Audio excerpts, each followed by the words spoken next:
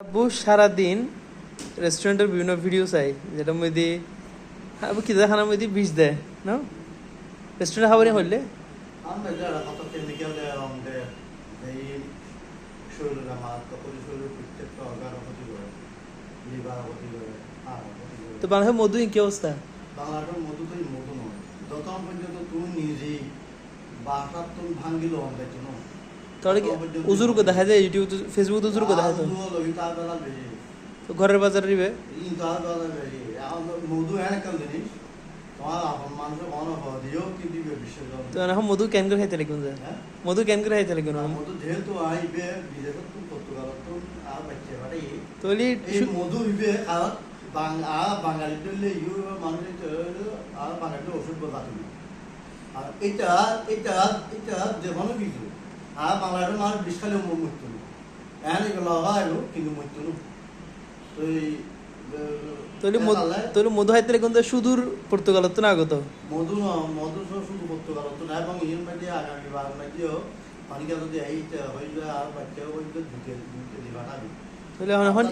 এখন ইম্পোর্ট করতে লাগবে এখন যদি চেষ্টা করি কিন্তু আল্লাহ পাক আর যতদিন ভালো রাখে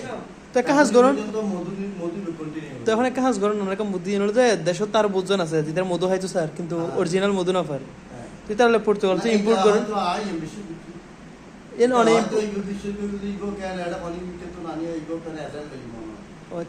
এতলনে সার্ভিস লই দিলে কিন্তু আচ্ছা আচ্ছা তো এনে যদি কেউ যদি অন্যটা জাফন মনে করে আই নাম্বার স্ক্রিনে দিয়ে দিও আর কি আমার মনে করলেও মানে এই ব্যান্ড তো জিনিস মধু বিশেষ করে মানে আমার মনে করতে অনমনে না করে অন্যরও করতে না আল্লাহ সনেটো কোন আনে সুন্দর মনে তুমি মধু আর বসালে সমস্যা নেই এত নাই প্রথম সুন্দর মনে তো কোন না সুন্দর মতো আইনি সাগর মতো ডাইরেক্ট এটা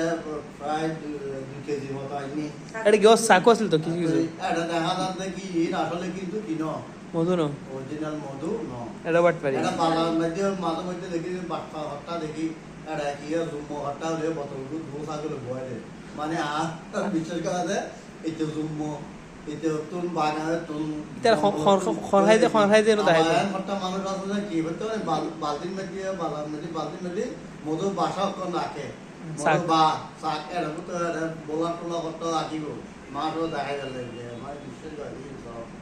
খাঁটি মধু এই ফেসবুকে আপলোড করে দিন গুলো লাইট দাও না বিয়া কিনে যে ভেজাল হ্যাঁ তো মধু এর একটা জিনিস যত পর্যন্ত নিজে শতককে দেখিয়ে শতককে সামনে তুলে চলো তত পর্যন্ত বিশ্বাস নাই হ্যাঁ আয় তারপর বিদেশের কাছে বিশ্বাস করে দিলে তাহলে এটা আর হলো বাঙালি নয় তারা বাঙালি নয় তারা আচ্ছা হ্যাঁ এটা ভেজাল জিনিস নাই এটা তো অরিজিনাল জিনিস এই হিসাবে এবার বিশ্বাস করুন দাদা বিশ্বাস করি ঠিক আছে ঠিক আছে ধন্যবাদ এবং রোগী না এবং এই শিক্ষক মানুষের এই সমস্যা বক্তব্য শেষ নয় মধু ইভেন প্রাকৃতিক অ্যান্টিবায়োটিক অ্যান্টিঅক্সিডেন্ট অ্যান্টিবায়োটিক প্রথম অ্যান্টিবায়োটিক কি প্রথম অ্যান্টিবায়োটিকের নাম কি তার প্রশ্ন করা শুরু করছি পেনিসিলিন 1928 সালের মধ্যে আবিষ্কৃত হয়েছে শুরু কি লেকচার কিন্তু এর আগে মানুষ হাজার হাজার লক্ষ লক্ষ বছর আগে কিন্তু অ্যান্টিবায়োটিক হিসেবে কিন্তু মানুষ মধুর ব্যবহার করত এগুলো একদম দাম মধুর ব্যবহার করত অ্যান্টিবায়োটিক হিসেবে তাহলে মধুর উপকারিতা যেহেতু মধুর সম্বন্ধে আপলোড করে দিই পবিত্র কোরআন মজিদের মধ্যে আল্লাহ পাকে ঘোষণা করেছে মধুর উপকারিতা বা মধুর সম্বন্ধে সুতরাং প্রাকৃতিক সেরা অ্যান্টিবায়োটিক মধু ঠিক আছে তাহলে মধু হন তো না রাতে মধু অবশ্যই ভালো দেখা তবে অরিজিনাল খাঁটি মাত্রা এখন করি যেহেতু ওই জন্য যে সুগার থাকে মাত্রা তোমার মাত্রা অতিক্রম করে গেলে কিছু সমস্যা হবে কিন্তু তোমার সর্বোচ্চ আধা চামচ আধা 1 চামচ আর যারা ডায়াবেটিস আছে এটা কিন্তু হোমিওপ্যাথ তারা ডায়াবেটিস আছে এটা কিন্তু কন্টিনিউ হইতে কন্টিনিউ হইতে মধু মোটামুটি এতটুকুই ঠিক আছে বাবা খেতে দাওয়ানা আলহামদুলিল্লাহ রাব্বিল আলামিন ঠিক আছে পরবর্তী ভিডিও এবং আসার মধ্যে ও মাই আই আল্লাহ পাঠাই আল্লাহ দেওয়ার শুকরিয়া আদায় করি এবং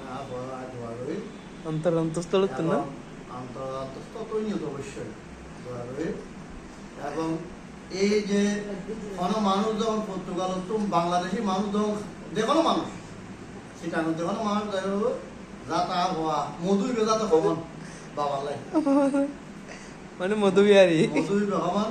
মধুবু না বিয়া একদম তাহলে অনেক ফয়া মধুবুকে গিয়ে মধুই পর্তুগাল বেজাতে আয় আল্লাহ পাকে যাতে বাজার কন্টিনিউ বেজাতে মানে বেতন না ফাটাইছে মধু ফাটাইছে না তো অন্য কোনো কিছু না আর তো অন্য কোনো কিছু আর হচ্ছে না চাহিদা অল্প ন মধু বা অন্যান্য অলিভ অয়েলই উপকারিতা আর তোমার চাইবে কিন্তু বা অলিভ অয়েল এবং মধু এই দুই জিনিস কন্টিনিউ তোমার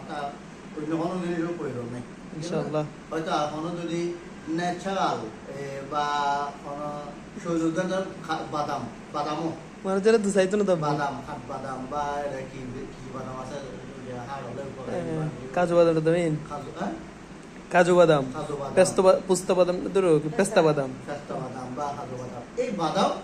তার মানে আর চাহিদা অনুযায়ী শৈল